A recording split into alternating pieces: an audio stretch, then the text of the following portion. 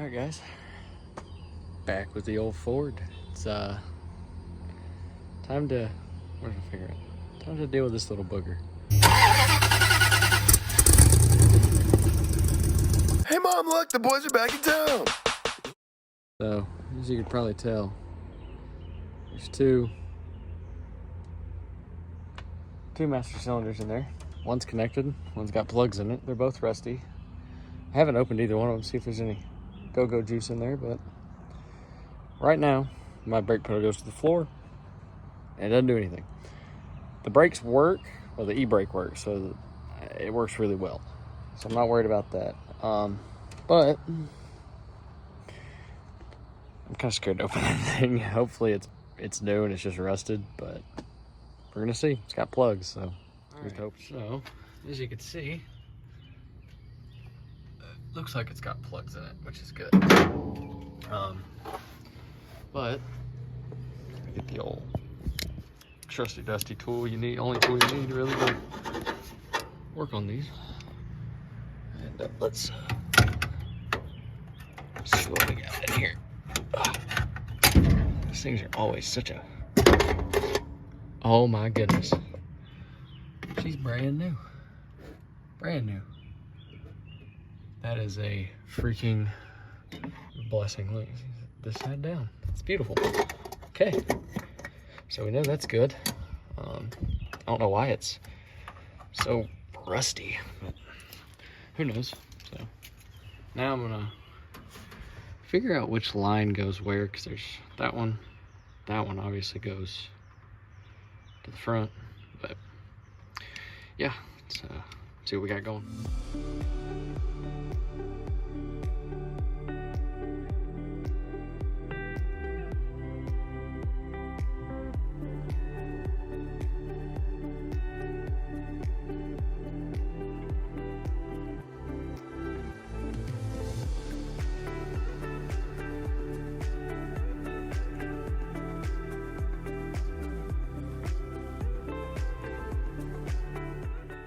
So what y'all just saw was me almost turn this one into a round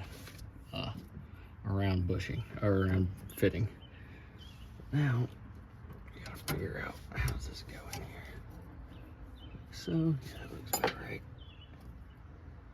These lines, you can bend them a little. It's not recommended, but it can be done just a little bit.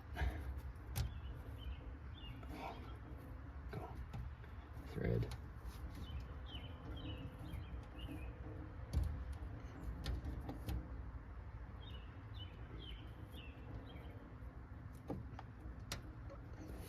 Look at that bit.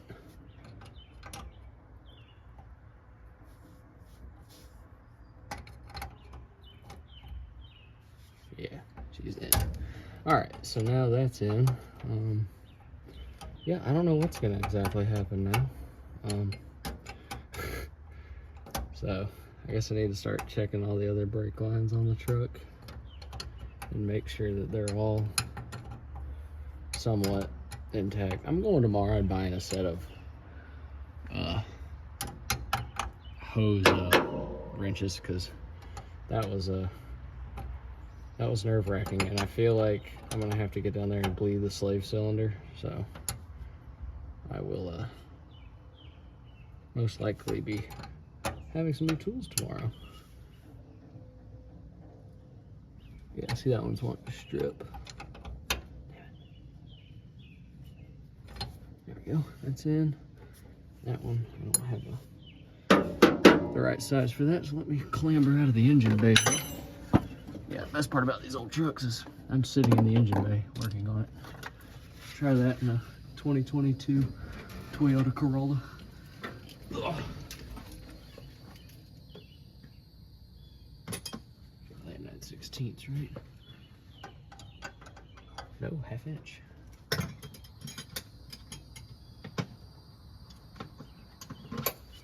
Interesting. It's been a very long time since I've worked on a vehicle that has a standard, but I guess this was built when trucks were still trucks, so it's I have to get used to learning my standard sizes because I've been grabbing nothing but metric. And it doesn't really work. All right, that's in.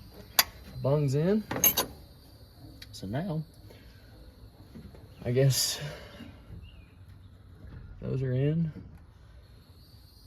Heck, I guess I'll dump some .3 into this bad boy and we'll see what happens when I pump the brakes. Probably absolutely nothing, but we'll see. Here we go. So I found this bottle of .3 from Detroit Axle when I did the brakes on my F150. So we're just gonna give her the old guzzle here. It's not gonna be nearly enough, but I gotta go to AutoZone tomorrow, so let me just pop that in there and put the cover back on real quick. Not tight, but just on. We'll see if if the master cylinder is even functioning. Go pump or two. See if it actually takes any of the brake fluid. Definitely. Oh yeah, there's some resistance there. Do we have any on the ground? No. What is it? Actually pumping it. No. No, it is not. Guys, it is a new, bright and sunny day.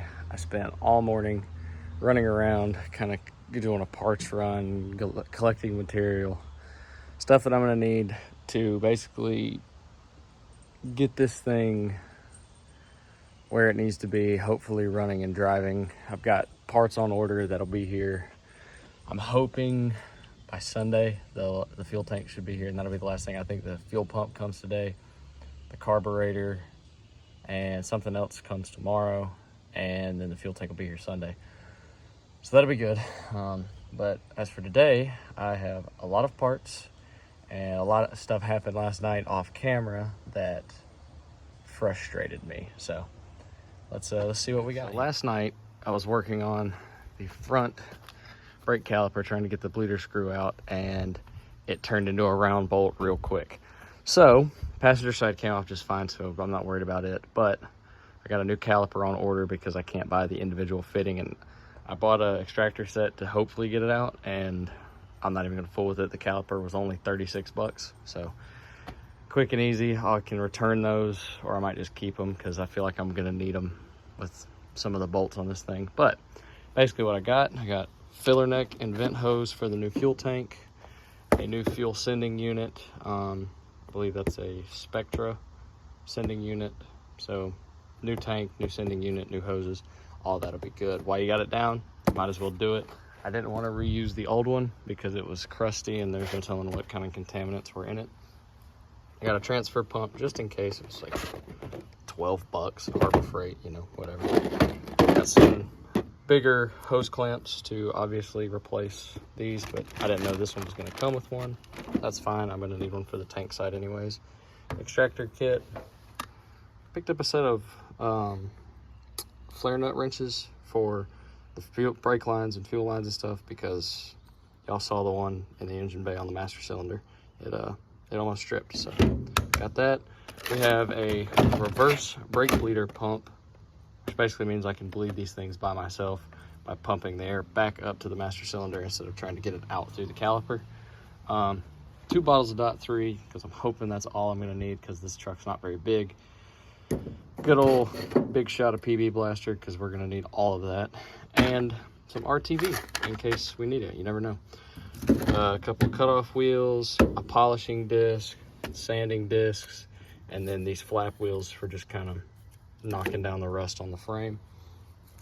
In the Home Depot bucket here, we got some just black Rust-Oleum, some undercoating for the frame, and then I got some rust reformer. I'm basically gonna just go ahead and spray that on a bunch of stuff that just got surface rust on the inside of the truck, like in the cab, just to kind of turn that junk back to normal. I'll sand it down with the sander and then just blast it with the rust reformer and should be good to go. Got a set of wire brushes and a flap wheel, so we'll see what that does. Hopefully that'll help get in some tight spots that I can't get the grinder or the sander.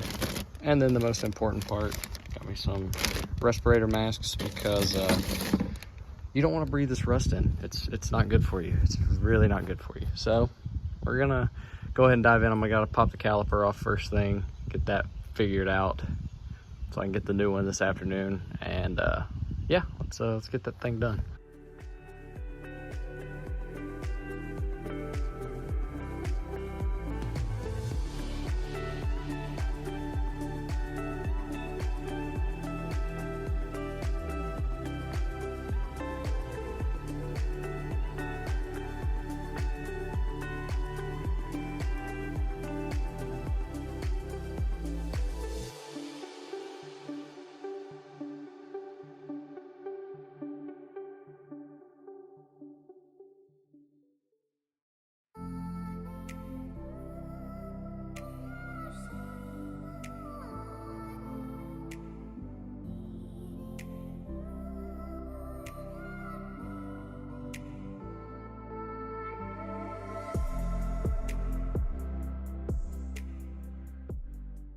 So the brake caliper's off. It was just literally one bolt on the bottom and this little slide pin y'all saw me tap out.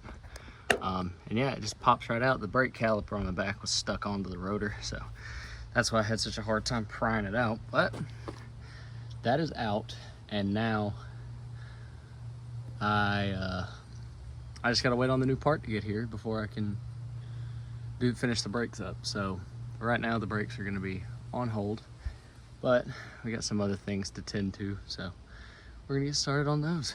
Okay, so I got the back brake bleeders out. They're probably all kinds of gunked up, so I'm just gonna give them a little spritz with some WD or something with compressed air and kind of try to blow these ports out. And that way these can go back in. I almost stripped that one out, but it's free. I'll clean the threads up a little bit and we'll be good to slap those back in. All right, got them all shined up with the old wheel of death there. So now I'm just gonna throw them back in, and yeah, we'll be good to do the back brakes once we get the caliper on the front. All right, we're back working on the brakes. Finally got the new parts in. So, new slide bolt. There's a cap for it. We don't need that no more. So, get these open. Oh, clip. How wonderful. Yeah. So that bad boy just sits on there like so. And once you have the brake caliper in, you just tap that in like that.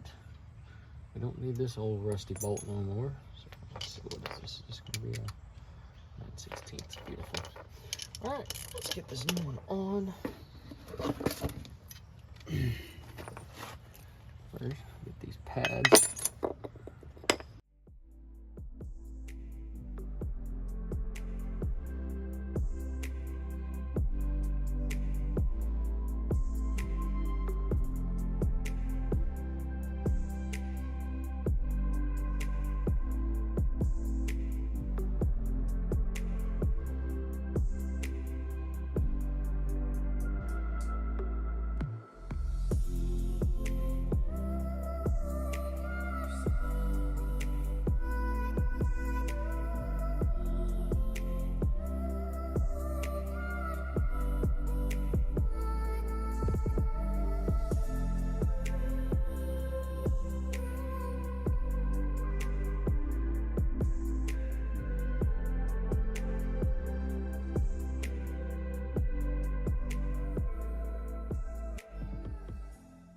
All right, guys, we're gonna do a little bit of a product review. What y'all just saw was me put the brake caliper back on and then reverse bleed the brakes, which I didn't technically reverse bleed them.